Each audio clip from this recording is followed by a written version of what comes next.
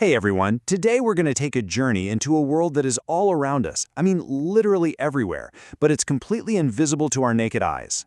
We're going to explore the incredible tools that let us peek into this unseen world, and it all starts with a crisis that began with a threat nobody could even see. So picture this. It's the fall of 2001, just weeks after the 9/11 attacks. Suddenly, a really mysterious illness starts to spread. A photojournalist in Florida gets incredibly sick. Fever, nausea, just terrible confusion. This was the start of the first anthrax bioterrorism attack in the US, a crisis kicked off by an enemy that was totally invisible. So how on earth did they crack the case? The very first clue didn't come from some high-tech supercomputer. It came from a tool that's been around for ages. When scientists looked at the patient's spinal fluid under a microscope, bam, there it was. Long, rod-shaped bacteria that stained a specific way. The classic signature of anthrax. The very first step to solving this huge national crisis was simply to see. To really get how they saw it, we need to understand the fundamental science behind it all. And it all boils down to one simple but kind of amazing principle: the bending of light. Every single time light passes from one thing to another, like say from the air into a piece of glass, it bends. It's called refraction. You've seen this. Put a straw in a glass of water and it looks broken, right? That's refraction. A lens is basically just a whole bunch of tiny prisms all cleverly arranged to bend those light rays to a single point, a focal point. And the shorter that focal length, the more powerful the lens. Okay, now this is super important. It's so easy to think that bigger is always better, but in microscopy, that is not the whole story. Magnification, that just makes an image larger. Resolution is what makes it clear. Think about a TV screen. You can have a giant, wall-sized screen, but if it only has a few pixels, all you're going to get is a big, blurry mess. Resolution is the pixel count. It's the ability to tell two tiny things apart when they're super close together. So you have to remember, resolution is king. Period. So how do we get that sweet, sweet high resolution? Well, there's actually a recipe for it, called the Abbe equation. And it tells us we need two main ingredients.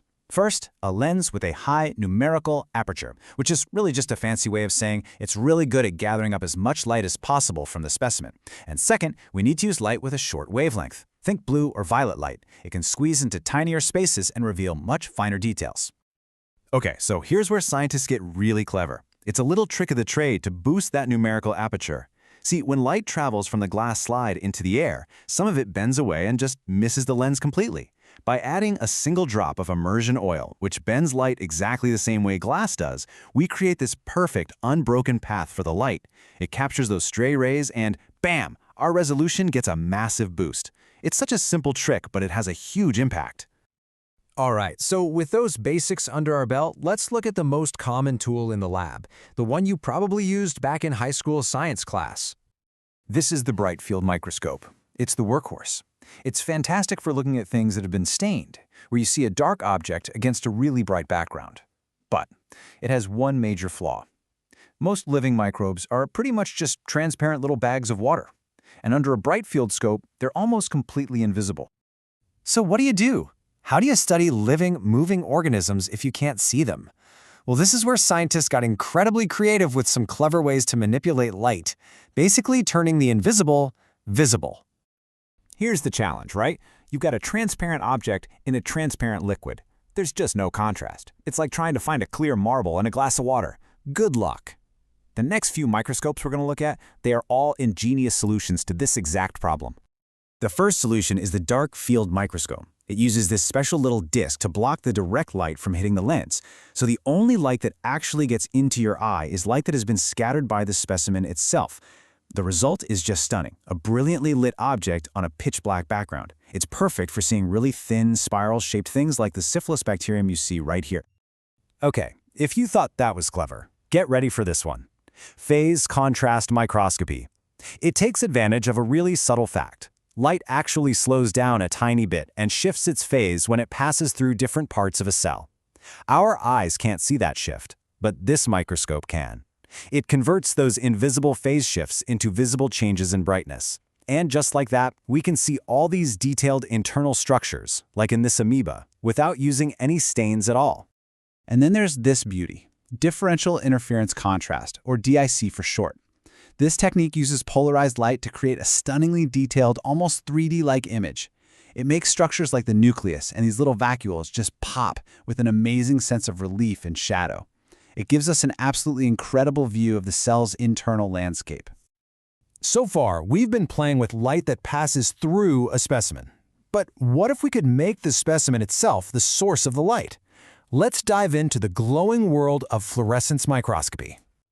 You know, the principle here is pretty simple. You hit certain molecules, they're called fluorochromes, with high-energy light like blue light. They absorb all that energy and get super excited, and then they release it by spitting out light of a different, lower energy color like green or red. It's like giving specific parts of a cell their own microscopic neon signs. And this technique is just unbelievably powerful. Check this out. Here we're looking at a bunch of bacteria that have been stained with a special dye mixture. The living cells, the ones with their membranes intact, they glow green.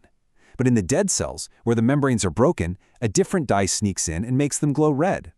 So with just one glance, we can see who's alive and who's dead in this little microbial city. How cool is that? We've seen some amazing things, but all of these techniques have one common enemy when you're looking at thick specimens: blur. All that out-of-focus light just creates a haze. But the final microscope we'll look at, it solves this problem with, like, surgical precision. Just take a look at this.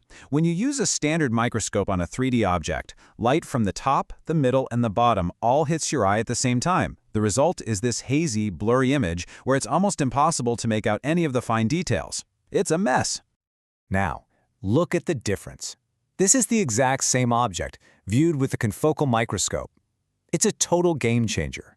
It uses a laser to light up just one single, razor-thin plane of the specimen at a time.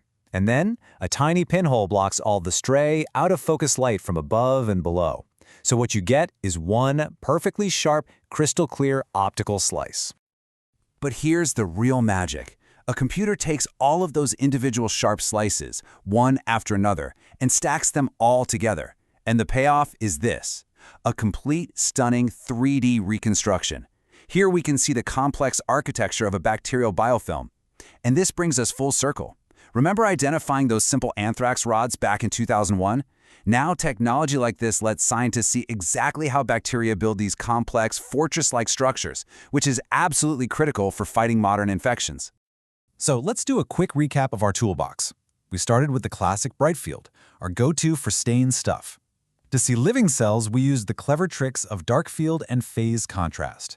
To make specific molecules light up like a Christmas tree, we used fluorescence. And finally, to see in glorious 3D, we cut through all that haze with the confocal microscope. Each one is a powerful lens on a different part of our unseen world. From solving a bioterrorism attack to revealing the hidden architecture of life itself, the microscope has completely changed how we see the world. It's a powerful reminder that just beneath the surface of everything we see, there's an entire bustling, unseen universe.